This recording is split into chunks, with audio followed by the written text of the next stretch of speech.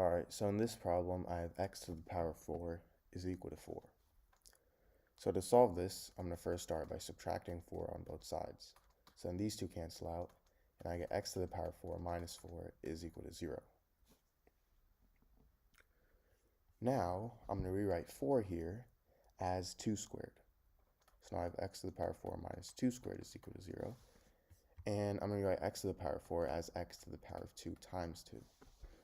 So I have x to the power of 2 times 2 minus 2 squared is equal to 0. Now, if I have something in the form a to the power of m times n, this is equal to a to the power of m to the power of n. So x to the power of 2 times 2, I can rewrite that as x to the power of 2 to the power of 2 minus 2 squared is equal to 0.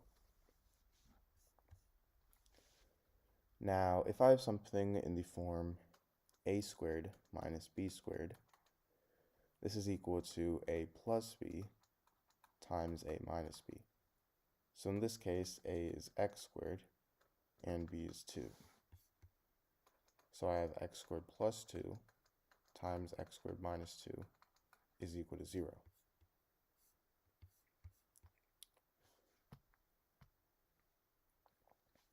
Now, this gives me two equations. I get x squared plus 2 is equal to 0, and I also get x squared minus 2 is equal to 0. So to start, for x squared plus 2 equals 0, I'm going to subtract 2 on both sides. So then these two cancel out, and I'm left with x squared is equal to 0 minus 2, which is negative 2. Now I'm going to take the square root on both sides. So I have the square root of x squared is equal to the square root of negative 2. Square root of x squared is obviously x, so I have x is equal to positive or negative square root of negative 2. And the square root of negative 2, I can rewrite this as the square root of 2 times the square root of negative 1. And if you guys already didn't know, the square root of negative 1 is equal to the imaginary number I. So I have x is equal to positive or negative the square root of 2 I. Now for this one, I have x squared minus 2 equals 0. So this time I'm going to add 2 on both sides. These two cancel out. And I get x squared is equal to 2. And now I'm going to take the square root on both sides. Square root of x squared is x. So I get x is equal to positive or negative square root of 2. So now to check, that is actually, those are our 4 solutions to this problem.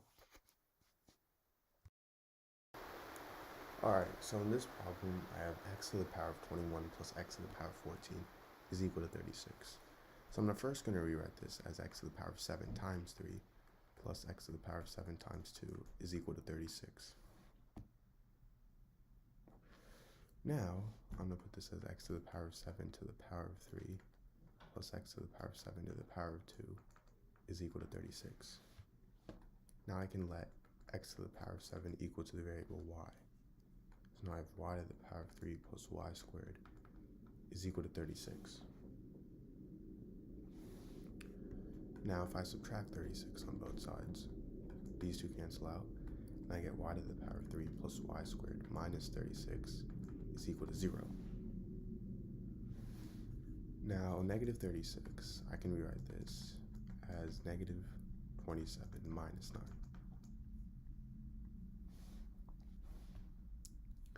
And now I can rewrite this as y to the power of 3 minus 3 to the power of 3 plus y squared minus 3 squared is equal to 0. So if I have something in the form a to the power of 3 minus b to the power of 3, this is equal to a minus b times a squared plus ab plus b squared. And if I have something in the form a squared minus b squared, this is equal to a plus b times a minus b. So in this case, I can rewrite y to the power of 3 minus 3 to the power of 3 as y minus 3 times y squared plus 3 squared plus 3y, plus I can rewrite y squared minus 3 squared as y plus 3 times y minus 3, and this is equal to 0. Now if I factor out y minus 3, I get y minus 3 times y squared plus 9 plus 3y plus y plus 3. This is equal to 0. And this is simplifies into y minus 3 times y squared plus 4y plus 12 is equal to 0. So this gives me two equations. Y minus 3 is equal to 0, which means y equals 3. This is one solution. And y squared plus 4y plus 12 is equal to 0. So to solve this, we have to use the quadratic formula, which is negative b plus or minus the square root of b squared minus 4ac over 2a. And I'm not going to waste your time actually plugging them in, but if you do, you end up getting that it's less than 0, so this won't work out. So y equals 3 is my only solution to this equation. Now remember how we let x to the power of 7 equal y. So now I have x to the power of 7 equal 3, meaning x is equal to the 7th root of 3.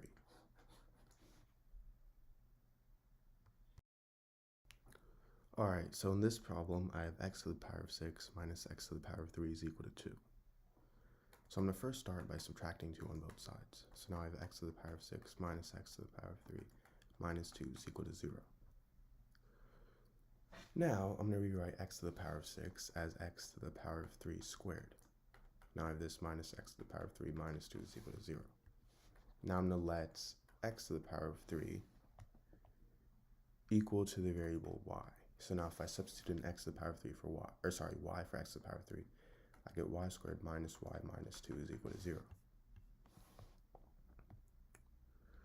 So now I'm going to factor this by rewriting this as y squared minus 2y plus y minus 2 is equal to 0. Now I'm going to factor by grouping, so I have y times y minus 2 plus 1 times y minus 2 is equal to 0. So now if I factor out y minus 2, I get y minus 2 times y plus 1 is equal to 0. So this gives me two equations. Y minus 2 is equal to 0 and y plus 1 is equal to 0. For y minus 2 equals 0, y equals 2, and for y plus 1 equals 0, y equals negative 1. Now remember how we let x to the power of 3 equal y. So now I have x to the power of 3 is equal to 2, and x to the power of 3 is equal to negative 1. So for x to the power of 3 equals 2, I can simply take the cube root on both sides. So now I have x is equal to the cube root of 2. And for x to the power of 3 equals negative 1, again, I'm going to take the cube root on both sides, so I get x is equal to the cube root of negative 1, and the cube root of negative 1 is simply negative 1. So I have x is equal to negative 1. So these are my two solutions to this problem. Alright, so in this video, I'm going to be solving the problem 2 to the power of 101 minus 2 to the power of 100.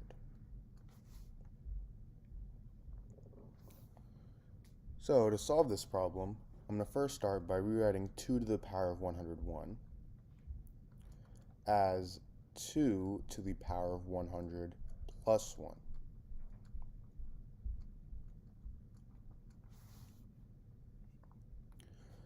Now, the reason I did that is because now I can use this property that states that if I have something in the form a to the power of m plus n, this is equal to a to the power of m times a to the power of n.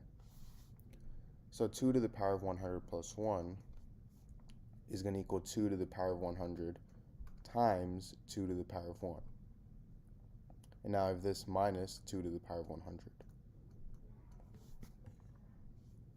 Now from here, I can factor out 2 to the power of 100. So I get 2 to the power of 100 times 2 to the power of 1 minus 1. Now 2 to the power of 1 is equal to 2, and 2 minus 1 is 1, so I'm left with 2 to the power of 100 times 1, which is equal to 2 to the power of 100. Now, there is actually another method of solving this problem. So going back to the problem, I have 2 to the power of 101 minus 2 to the power of 100. Now, before I rewrote 101 as 100 plus 1, but how about I rewrite 100 as 101 minus 1? So now I get 2 to the power of 101 minus 2 to the power of 101 minus 1. And this is the same thing as 2 to the power of 101 minus 2 to the power of 101 plus negative 1. Now, if I use that property again, that states that a to the power of m plus n is equal to a to the power of m times a to the power of n, I get 2 to the power of 101 minus 2 to the power of 101 times 2 to the power of negative 1. And now if I factor out 2 to the power of 101, I get 2 to the power of 101 times 1 minus 2 to the power of negative 1, which is equal to 2 to the power of 101 times 1/2, which is equal to 2 to the power of 101 times 2 to the power of negative 1, which is equal to 2 to the power of 100. So that's the second method of solving this problem.